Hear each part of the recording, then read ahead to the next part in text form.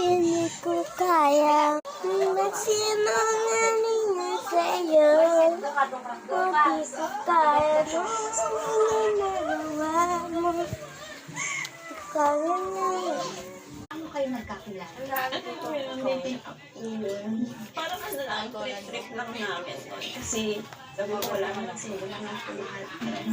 Dalawang taon ako bago nag-jowa ka na. Nakilala ko ito sa Ano ba yan, anak? Aliyah!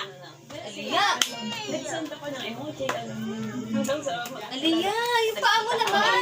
Hindi ako nakikita sa kay Sanay kasi syempre takot po.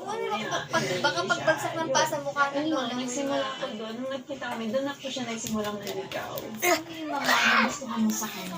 Funny moments with myself. Makadiyos yung moment. Lagi kami, dahil niya ako nakikita sa simbahan.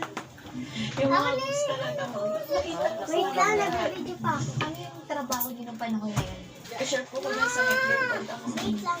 At si I am on the boat. Nag-aaral pa po ng Mama, tingnan mo sa atin. Lumayo ka na! Yan na wag ganyan. Ano Nasira yan ang buhay niyo. tumahimik ka na nga. Nagkabili na. Nag-leave ako. nagkaanak sila. Na yung position ko noon. Naging team leader po ako ng Pure Gold.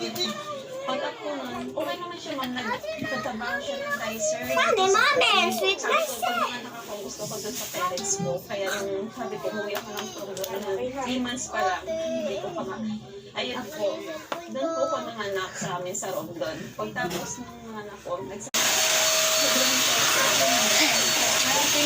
Back.